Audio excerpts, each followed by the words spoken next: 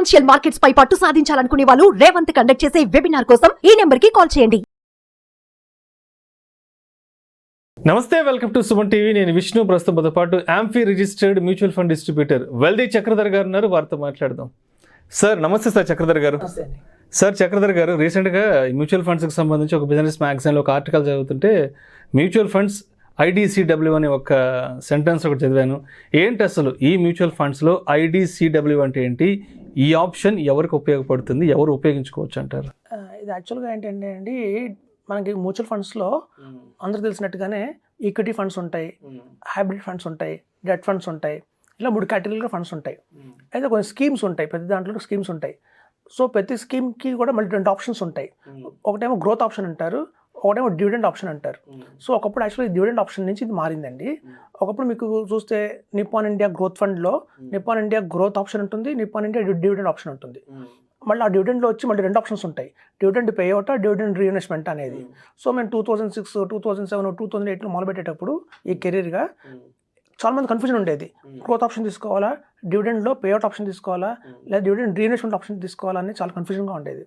So అట్లా కాలక్రమంలో ఏమైందంటేనండి, ఆ డివిడెండ్ రీఇన్వెస్ట్మెంట్ ఆప్షన్ ఇప్పుడు మీరు చెప్పినట్టుగా IDCWగా మారిపోయింది. అయితే అసలు యాక్చువల్గా నేను చెప్తానండి, 2000 మేము జనరల్గా బాంబేకి వెళ్తున్నప్పుడు మామూలు కొలీగ్స్ అంతా కలుస్తూ ఉంటాం. సో కలిసినప్పుడు అక్కడ బాంబే నుంచి అడ్వైజర్స్ వస్తారు, చెన్నై నుంచి అడ్వైజర్స్ వస్తారు, అలా చాలా రకాల అడ్వైజర్స్ వస్తారు. వచ్చినప్పుడు ఏమైందంటే ఒక అడ్వైజర్ మనకి బాంబే నుంచి కలిశారు. ఆయన ఏం చెప్పారంటే, ఇప్పుడు మనం కలిసిన మీటింగ్లో DSP అనే కంపెనీ ఉంది మ్యూచువల్ ఫండ్, అందులో హైబ్రిడ్ స్కీమ్ ఒకటి ఉంది. DSP వాళ్ళు హైబ్రిడ్ స్కీమ్లో 1% డివిడెండ్ ఇస్తున్నారు అందరికీ అని చెప్పారు. అంటే 2016 ఆ టైంలో. సో 2016 ఆ టైంలో డివిడెండ్ ఇవ్వడం అంటే చాలా పెద్ద మాట, అది కూడా 1%. అంటే చూడండి, రూపాయి వడ్డీ. అంటే మనం 10 లక్షలు పెట్టాము అంటే 10,000 నెల 10,000 అలా ఆప్షన్ ఇస్తున్నారు. ఇది ఎవరికి తెలియదు, ఈ విషయం సీక్రెట్, ఇది నేను చెప్తున్నాను అని చెప్పారు. సరే ఇదైతే బాగుంది, మంచి ఆప్షన్. బ్యాంకులో చూస్తే మనకి వడ్డీ 8% కంటే రావట్లేదు. ఆ రోజులో 8% వచ్చేది, బ్యాంకులో 8%, 9% వచ్చేది. ఇదేమో 12% అధికంగా. ఇంకా బ్యాంకులోనేమో TDS ఉండేది, అంటే ట్యాక్స్ కట్ చేసేవాళ్ళు. ఇక్కడేమో ట్యాక్స్ ఫ్రీ. ఇది చాలా బాగుంది అని చెప్పి నేను వెంటనే హైదరాబాద్కి వచ్చిన తర్వాత నాకు తెలిసిన క్లయింట్స్కి చెప్పడం జరిగింది. ఒక 30 మందిలో చెప్పాను, సార్ ఇలా చూడండి మంచి ఆప్షన్ ఉంది, మీరు కనుక 10 లక్షలు పెట్టారంటే నెక్స్ట్ మంత్ నుంచి మీ అకౌంట్లోకి 10,000 వస్తుందని చెప్పాను. అంటే అప్పుడు 2014లో మార్కెట్ పడింది బాగా, భయం జనాలకి. ఉన్న పడంగా 10 లక్షలు పెట్టాలంటే మ్యూచువల్ ఫండ్స్లో అంత సెక్యూర్డ్గా ఉండేవాళ్ళు కాదు. FDI బెటర్, ఎవరిస్తారు అట్లా 1% రిటర్న్ అని చాలామంది నమ్మలా. కొంతమంది ఏమో నమ్మలేదు, కొంతమంది ఏమో నమ్మారు, కానీ వాళ్ళ దగ్గర అంత పెద్ద అమౌంట్ లేదు. 5 lakhs లంసంగా పెట్టడానికి డబ్బులు లేవు. అయితే ఒక ఇన్వెస్టర్ నమ్మారండి మనని. చక్కగా ఏదో బాగానే ఉంది, మనం ట్రై చేద్దాం, నేను ఒక 30,000 పెడతాను, చూద్దాం అని చెప్పి ఆయన ఒక 30,000 పెట్టారు. నెక్స్ట్ మంత్కెల్లా 1% ఇంక అకౌంట్లో క్రెడిట్ అయిపోయింది అమౌంట్. ఇదైతే బాగుంది నిజంగానే అనుకున్నారు ఆయన అని ఒక 5 lakhs పెట్టారు. పెడితే 5,000 వచ్చింది. పెట్టిన వెంటనే 5,000 నెక్స్ట్ మంత్ నుంచే. ఇది చాలా బాగుంది, ఇంత రేట్ ఆఫ్ ఇంట్రెస్ట్ నేను ఎక్కడ చూడలేదు మార్కెట్లో, బ్యాంకుల్లో లేదు, పోస్ట్ ఆఫీస్లో లేదు, ఇది చాలా బాగుంది అని చెప్పి వాళ్ళ మిస్సెస్ పెడితే కూడా ఇంకో 5 lakhs. అట్లా నెల రోజుల్లోనే ఆయన 15 లక్షలు అక్కడక్కడ పట్టుకొచ్చి, ఇప్పుడు చూడండి మనం చెప్పితే 50% కాన్ఫిడెన్స్ వస్తుంది ఇన్వెస్టర్కి. వాళ్ళు నిజంగా చూసారనుకోండి దాన్ని 100% కాన్ఫిడెన్స్ వచ్చేస్తుంది. ఇంకా ఆయన అప్పటి నుంచి 2016లో పెట్టారండి 15 lakhs. అప్పటి నుంచి ప్రతి నెల 15,000 ఆయన అకౌంట్లో పడిపోతూనే ఉంది, ఒక పెన్షన్ లాగా. అది నిజంగా చాలా బ్యూటిఫుల్ ఆప్షన్ అనుకున్నాం. ఇది ఎవరికి తెలియదు, ఈవెన్ మ్యూచువల్ ఫండ్స్లో చాలామంది అడ్వైజర్స్ కూడా తెలియదు ఇలా ఇస్తున్నారని చెప్పి. సో అట్లా ఆయన చాలా ఆనందపడ్డారు. క్రమంలో ఏమైందంటే 2021 వచ్చేసరికి ఈ డివిడెండ్ ఆప్షన్ అయితే తీసేసింది గవర్నమెంట్, మన సెబీ తీసేసిన తర్వాత ఆ ప్లేస్లోనే ఇంత మనం అనుకున్నట్టు IDCW పెట్టింది. అంటే ఏంటంటే income distribution come capital withdrawal, దాని ఫుల్ ఫామ్ వచ్చేసి. సో ఇప్పుడు కూడా మన ఇన్వెస్టర్స్ ఏదైనా ఆన్లైన్లో కొందామని వెళ్తే ప్రతి ఒక్క ఫండ్కి, అది చూడండి DSP ఈక్విటీ బాండ్ ఫండ్ కావచ్చు, లేకపోతే HDFC బ్యాలెన్స్ అడ్వాంటేజ్ ఫండ్ కావచ్చు, మన కొటక్ ఈక్విటీ అడ్వాంటేజ్ ఫండ్ కావచ్చు, మన క్వాంట్ స్మాల్ క్యాప్ కావచ్చు, ప్రతి ఫండ్కి కూడా గ్రోత్ ఆప్షన్ కనిపిస్తుంది, కింద IDCW కనిపిస్తుంది. చాలామంది కన్ఫ్యూజ్ అవుతారు, నేను గ్రోత్ సెలెక్ట్ చేసుకోవాలా, ఈ IDCW తీసుకోవాలా అనేది. ఈ యాక్చువల్గా ఈ IDCW అనేది సిస్టమేటిక్ విత్డ్రాల్ ప్లాన్ లాంటిదే.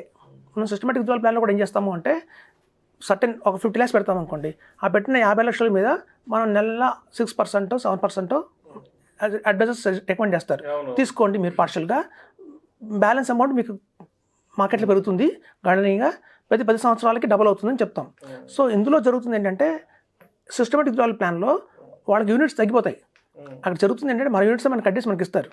సో కాబట్టి ప్రతి నెల మనకి ఏంటంటే యూనిట్స్ తగ్గిపోతూ ఉంటాయి. కానీ ఈ ప్లాన్లో ఐటీసీడబ్ల్యూలో మన యూనిట్స్ ఏం కట్టగావు, మన యూనిట్స్ యాసిటీస్గానే ఉంటాయి. వాళ్ళు ఆ ఫుల్ ఫామ్లోనే ఉంది, ఇన్కమ్ డిస్ట్రిబ్యూషన్ కానీ లేకపోతే క్యాపిటల్ విత్డ్రాయల్ కానీ ఏదో ఒకటి చేసి మన డివిడెండ్ ఇస్తూ ఉంటారు, ప్రతి నెల ఇస్తారు. సో కాబట్టి 2016 నుంచి ఇప్పటిదాకా 2024 దాకా కూడా డిఎస్పి ఈక్విటీ బాండ్ ఫండ్ ఒక్క టైం కూడా మిస్ కాకుండా తగ్గించింది. ఒకటప్పుడు 1% ఇచ్చేది, ఇప్పుడు కొంచెం గణనీయంగా ఈ కోవిడ్ వల్ల ఇంపాక్ట్ వల్ల కొంచెం స్వల్పంగా తగ్గించి ఈవెన్ ఇవాళ కూడా 10% దాకా కూడా వాళ్ళకి రిటర్న్ ఇస్తుంది. సో ఇది ఒక ఆప్షన్ ఉందని చాలా మంది తెలియదు. సో ఈ ఐటీసీడబ్ల్యూ ఎవరు తీసుకోవాలి అంటే సిస్టమేటిక్ విత్డ్రాయల్ ప్లాన్ లాగానే ఇది కూడా వర్క్ అవుతుంది. రిటైర్ అయిపోయినాము, మనకి కొంచెం కార్పస్ ఉన్నాయి, ఆ కార్పస్లో నుంచి మన డబ్బులు మనం తీసుకోవాలి అనుకున్న వాళ్ళందరికీ కూడా ఈ ఆప్షన్ పెట్టుకోవచ్చు. కాకపోతే ఇందులో ఏంటంటేనండి ఆ ప్రిన్సిపల్ గ్రోత్ అనేది ఎక్కువగా ఉండదు, ఎందుకంటే డివిడెండ్ రూపంలో మనకి ఎవరి మంత్ ఇచ్చేస్తున్నారు కాబట్టి మనకి పెద్దగా ప్రిన్సిపల్ ఎప్రిషియేషన్ ఉండదు. ఇప్పుడు మన క్లయింటే ఉన్నారు, ప్రాక్టికల్ ఎగ్జాంపుల్ 2016లో పెట్టారు 15 lakhs.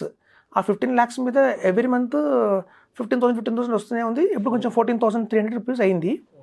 బట్ స్టిల్ ఇంత కాలంలో ఈ 9 yearsలో చూస్తే పెట్టిన 15 లక్షలకి దగ్గర 12 లక్షల రూపంలో వాళ్ళకి వచ్చేస్తుంది బ్యాక్ డివిడెండ్ రూపంలో. ప్లస్ ఈ 15 లక్షలు అప్రిషియేషన్తో కలిపి ఇవాళ రోజున 19 లక్షలు అయింది. సో కాబట్టి ఏంటంటే ఇది ఒక మంచి ఆప్షన్. కాకపోతే ఏంటంటే ఒకప్పుడు డివిడెండ్స్ ట్యాక్స్ ఫ్రీ అయ్యేది, ఇప్పుడు డివిడెండ్స్ ట్యాక్సిబుల్ అయినాయి.